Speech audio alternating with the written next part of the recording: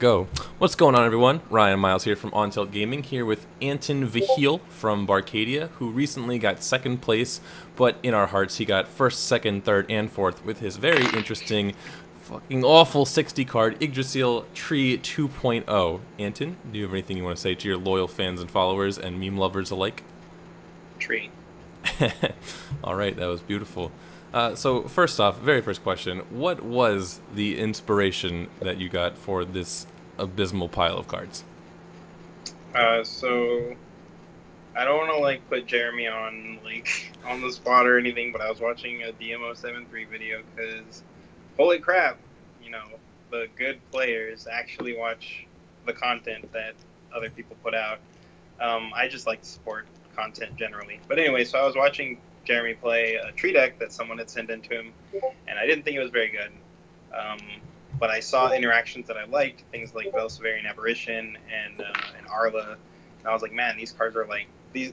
Arla was the MVP of any sealed event. That card was so hard to deal with. Yeah. And so I was just like, wow, in this deck, it's just obviously bonkers, and it was built for the deck, so it's a pretty obvious interaction, but I really didn't get to think about it as far as how the meta was progressing at the time until way later. So I get online, I messaged Alex Blandon, I was like, hey, get on, I want to test out this idea I had. I built the deck in 10 minutes, and I 2-0'd Prisia. Prisia was the easiest game I've ever played of Force of Will. I just didn't even have to try, and then I 2-1'd Fox. Fox was definitely harder, and I was like, well, those are the two decks that I think are going to be the most prevalent. Those are the decks that I feel like most people are generally on for the GP. So how can we make this better and to beat Prissy and Fox more consistently? And so that it just kind of evolved from there. The main shell that I made was pretty much the end result. I think the only change we changed maybe 4 to 8 cards in the last couple days, and then the sideboard changed day of the GP. We just changed 2 cards around or something. Gotcha. So on that note, what were the cards that were in the initial build that didn't make the final cut for whatever reason? So we cut Barrier Seal. I really liked it, and I still kind of like it. I saw the Lily list come out recently, the top 8, and I saw all of them were playing 1 Barrier Seal. I had it, I think, at 2 originally, because I just thought that the combination of Barrier Seal plus Igdor just seemed way too much value, and then Barrier Seal also was just generally good against Space Time, Bear, Fox, and all that stuff. Any Reanimator list, right. But it was also doing the same thing that Rizard generally does. It's just free, unlike Rizard, but Rizard's almost free. So that one ended up being cut. We ended up putting in seals, I remember, because we had no seal of Wind and Light in the original list. And Alex, of course, if you've ever talked to Alex Blandon, yes. He's 4 seals in everything, doesn't matter. I'm not even playing Light Source, seal, 4 of them. Yep. I'm okay, Alex. Trying to think of any other changes. I think seal was the big one, and yeah, that's all I can really think of. Taking out Barrier Seal, putting in Seal of Wind and Light, and I could pull up my deck maybe. Yeah, I think we might have added another final battle in there too. Right. We only had sense. 1. So you started off with all 11 Regalia, the Abduls, 4 Rezard, 4 Arla, 4 Guinevere. What about the one-ofs? Were the 1-0 Circle of Protection, the 1 Black Moonbeam, those were all in there from the beginning, you think? The Moonbeam was, the Circle of Protection was Alex. Again, okay. That was another recommendation for him. And I had also seen AJ's video where he was raving about the card and how much he loved it. And yeah. I was like, yeah, I could definitely see this card being good. And this deck is very much it's not typical control. It feels a lot like you're playing Death and Taxes, where you just put these pieces onto the board that build this lockdown state of the game where your opponent's just well, crap, I can't do anything. I can't attack. I can't mess with my grave. I can't get enters off. And then when you just slap a Circle of Protection on top of all that to protect all those pieces, then there's a lot of decks that just can't ever come back from that. Right, that makes sense. So you actually mentioned that you did watch AJ's video. I think it was his top 10 cards. And you did listen to him rave about 0 circle protection, but I believe in the exact same video, he had quite a decent bit to say about the card release. Now you are playing, I believe it's Memory of Disappearance, but you're not playing Release, which is effectively the same card. It does cost 1 more mana, and it's not really, I mean, it's still in your colors, right? You play 7 red sources and only 6 white sources, so it's still pretty much in your primary colors. But Release has the added bonus of drawing a card. So what made Release not make your list where Memory of Disappearance was a complete 4 of? So it's another thing where, like, it was really more, that one was really more of a format call. Like, I felt like Prisia was going to be very prevalent, and I felt like a 2-mana card to, like, get a Black Moonbeam back means that, like, I need to now be at 4 mana versus 3. So that was all it was. I really, like, against Prisia, as much as the deck is still very favored, like, you're generally playing at max, like, you're playing at 4 stones, and you're just leaving Tree untapped after that to, like, call in flyers and Rezzards and stuff. So, like, the extra mana really mattered for beating the Prisia matchup generally. Right. Whereas the versus, like, if we move to a slower format, like, say for instance that people consistently tested Tree versus Prisia, and all these people just got off of Prisia, and we went to more of, like, a Lumia Hook Tree K4 Fox format, then Release would be a better card because it's just a better card in the grind game. But versus Prisia, which I felt would be a ton of the GP, which I believe it was, right? Like, I think it was like 20 or 30% of the GP. Yeah, it was a very high amount. Yeah, it was a good amount. So I felt like the 1 red was easier to cast on lesser stones, and it was easier to cast that and actually grab, like, a 2-mana thing back that mattered versus Release, which would have required more mana. That makes sense. So going back to the conversation about, you know, how Alex decided to put in Seal, in your Regalia lineup, you do have 4 Apollo. Was that because you really wanted to return things to your hand, or was it strictly so that you could find unchaseable seals? And if that's the case, what made you prioritize unchaseable seals so much? So the Apollos were not in the original list. That is another change. It was originally Bow, because originally my thought process was I just really wanted to beat Prisia, like, primarily, and then, like, have a solid Fox matchup. And because prior to that day where I built the tree deck, I was on Prisia, like, 100%. And so originally there were bows, and then we started to put in the seals, and it was at that point, like, I was already not too happy with bows, so I was like, well, what if we just put in Apollo, make it unchaseable, because of course Alex loves unchaseable seal. Yeah. And it also is, like, you're playing a 60 card deck, so, you know, as often as it can come up that maybe you'll draw that second copy of Abdul or that second Rezzard or whatever. Also just bouncing back those pieces and making them have to deal with these, like, you know, board state lockdown creatures again multiple times is just, like, also just a very good interaction. So it was more honestly because Artemis wasn't performing, and that Apollo was, like, just a better fit, and it just also just happened to have the added bonus of working with the seal. Right, and you really wanted the Ruler's Memorial because you basically are hard 5 color with this list. Yeah, it's very 5 color.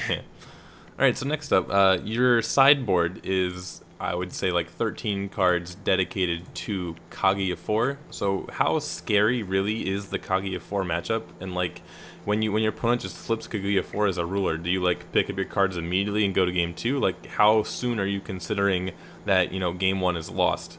And if it is that scary, or is it actually something that you can potentially beat game 1 if your opponent perhaps isn't as skilled as you?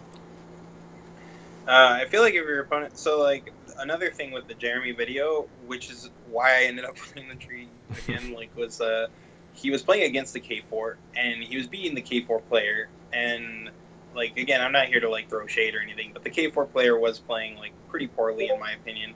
So I thought when I saw that, I was like, well, maybe, like, Tree could also actually beat this, because when I first saw the video, I was like, well, there's no way that, like, K4 wins this. Like, it's K4 versus Tree. How does Tree ever win? But then I saw Jeremy beating him, and I'm like, oh, maybe some people would actually make plays like that.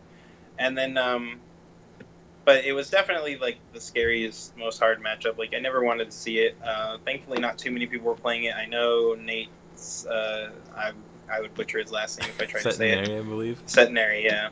So, I know Nate was playing it, and when I got into his bracket, I was terrified. Thankfully, I mean, unluckily for him, but luckily for me, he got a second loss and got out of my bracket. But yeah, I was really scared of that deck, and so we put in a ton of cards that were just like any of those cards. If they resolved, they basically won the K4 match.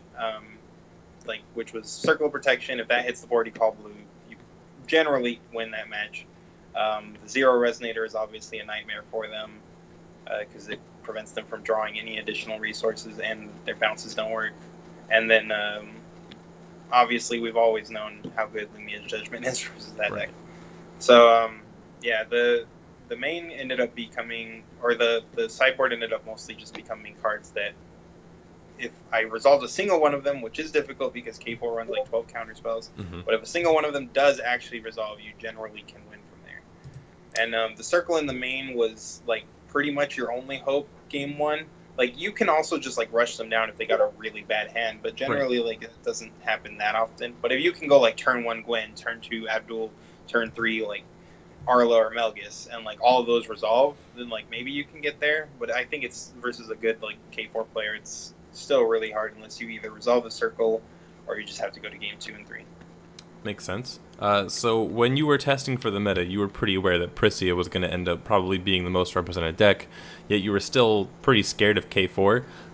Did you really think that there would be more K4s out there in a Prisia-dominated meta than there would be people that had also found out about Tree? Because you pretty much had nothing whatsoever prepared for the mirror match, and that was quite evident by your top 4 match against Nick Blandon. So what was like kind of the thought process going in there that you actually really were just not prepared for the mirror at all? Did you like think no one would do it, or did you just prioritize K4 a lot more? I basically thought no one would do it. Like I like every single player that I sent that Tree deck to, like anyone on Barcadia, like Ken, Mark, like I sent it originally to Alex, you know, everybody was like, this deck looks like hot garbage. And I'm like, hell yeah, it does. Like, this deck looks bad. If you showed me this deck and was like, hey, this deck is good, I would tell you, no, you're wrong. But like, it worked. Obviously, the pieces worked well enough together, and like they just synergized really well, and the deck actually did perform. So, I mean, once I saw the results, I couldn't really argue with it, despite the fact that I thought it did look like a pile of trash. So I really didn't think too many people would be on it. And even if anyone was, I didn't really feel like they had prepared for the mirror either, or that they were really like, they're just probably playing it because like it's a cool deck that they thought of. And right. Or you gave them the really deck like, and you'd be playing them in top 8, apparently. Yeah, that happened so, a lot. Yeah. All right. So what are the... So in terms of like each of the colors, so that's red, blue, white, black, and green, what is the scariest sideboard card for each of those colors? So like if someone's building, you know, their own deck, they have their own idea, go through the scariest card in each color that as a Tree player you would be worried about coming out of someone's sideboard. Out of black, it's probably like Neo Barrier Shadow is really terrifying. Like if they get to the 8 stones or they unseal it, like it shuts off my Arla, it shuts off my Rizard, it shuts off my Guinevere's, it shuts off like everything. By that same notion, you could say the same thing about light, like Tsukiyomi Noble. If you're heavy light, you can play that, and it's also another like shut down all activates, and all of my creatures like have tons of activate abilities. Out of red, I don't know if they really have anything to deal with the Tree very well that I can think of off the top. Like, green is just more counter spells. It's like I said, it is a creature-based like control deck, but it's still also very much control deck. So counter spells and any kind of like disruption of what I want to do hurts me a lot more because like I don't pressure as well as other decks. Generally. And what color am I missing? Blue? Yep.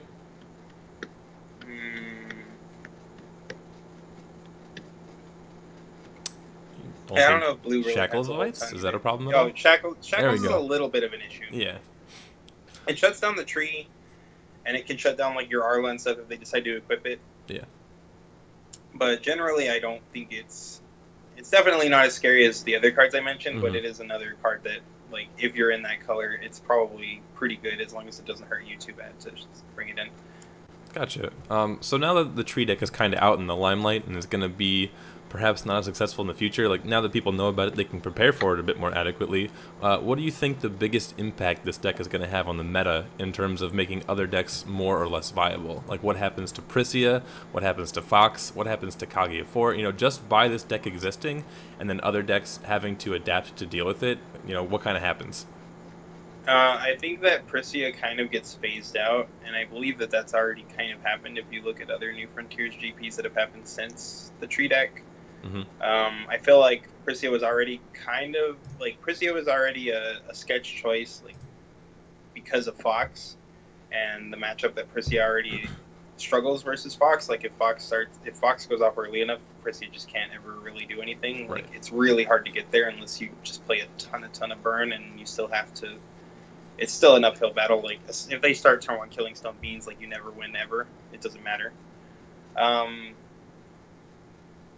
So like that was originally why I wanted to kind of find something outside of Prisia anyway. Mm-hmm. So now that there's there's the Fox matchup, which is like really difficult, and the tree matchup which is like practically unwinnable unless like something else pops up out of the Prisia players that like we're not expecting. Mm-hmm. Then I really don't see Prisia being like too much of a thing, which by Prisia like falling and tree rising, you would think that K4 is also like a deck that can come out again and do something. Right. Because that was the main issue with K4 was Prisia. Like Prisia was the reason not to play K4. But of course you can never fully account for that. Like some people could still bring Prisia and mm-hmm. just you get matched up against them and you get stomped and yeah. And that's feels bad. One thing that I find interesting is you were saying how Neo Barrier of Shadows is like the main black card that would hurt Tree, and like from a Fox perspective, Fox wants to play Neo Barrier of Shadows against Fox, Fox wants to play Neo Barrier of Shadows against Tree, and Fox definitely wants to play Neo Barrier of Shadows against Kaguya 4. So with Prisia kind of slowing down and kind of phasing out, all of these grindy matchups that, you know, Fox can do well against, but like all of a sudden Neo Barrier of Shadows becomes a blowout card. Do you think that Fox is going to kind of still be the #1 deck, but be the #1 deck for different reasons now that Tree is in the meta? Yeah, definitely. I feel like Fox is the best deck in the game if you start turn 1 killing stone beans like every time. Well, yeah. Like it's the best deck in the game. Like if you play Bahamut and you open double Aves in every game, it's just the best deck in the game. What do you? It's the best deck in the game, but obviously that doesn't happen every time. But you know, Fox is still really resilient. Like you might have to start packing in more more, not necessarily just Manticore, but more Chimeras in general to play like a grindier game. But at the same time, like you do have these blowout sideboard cards that are good against pretty much everything outside of Prisia, and you already had a decent Prisia matchup anyway. So I think overall matchup percentage-wise, Fox is definitely the best. I personally don't like it just because of the randomness of it. You know, I don't want to lose to like a worse Fox player just because he had better flips and draws than I did. But I do think that generally Fox is probably a very, very strong pick like for any event right now. All right. And then final question. As of right now, you are the reigning king of deck building in Forcible because you were able to find the deck that no one else was for this event. But this title will definitely be up for grabs at the upcoming Masters tournament because it will be with a new set, with you know, every competitive player in America, you know, trying to get for this ultimate title pretty much, and it's going to be $20,000 on the line. Yeah, it's going to be like definitely play skill will come into it, but it will also be deck building. So are you confident in your ability to do well in this tournament? And with your playtesting team, are you keeping your own ideas locked down to Barcadia? Are you spreading them around Overlord? Like how far out do your ideas go? And you know, with $20,000 on the line, is like the other people on your team, Nick Blandon, for example, is that really someone you want to risk giving the game-winning deck to? So that's something I'm still kind of struggling with. It's definitely a good question. I mean, like, we have a lot of people on our team that I do feel like a good portion of our team actually does try and come up with things. But you know, there is a lot of things that have come up where it's just like, okay, well, let me try and come up with something. And obviously, like, I have to, you know, I test with Alex a lot.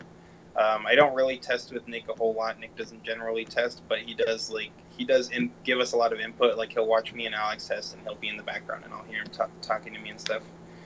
And you know, Ken Tober is obviously a very good deck builder as well. So honestly, I think regardless of whether me and him work together or not, I think he would come up with something pretty good too. But I don't know. Like, generally, I mean, the tree deck would not have, you know, it would have still been something I played at Jersey regardless, but it wouldn't have become as refined as it did if I wasn't really testing with, like, competent players and, like, you know, people that I trust to test with. But at the same time, there is the whole, you know, much higher EV at this event. So I'm really undecided as to what I want to do there. All right. Well, you still have another month and a half to decide, and that is it for today. Thank you very much, Antyn, for this pile of cards that you have presented the entire community, and I'm sure we'll hear a lot more from you about it on the Facebook pages as it goes. So I want to say thank you very much for the interview, and thank you to everyone watching this video. Once again, you can check out this on Ontel Gaming or otgaming.com, and make sure to follow us on Facebook. So thanks for watching, everyone. Any last words there, Antyn?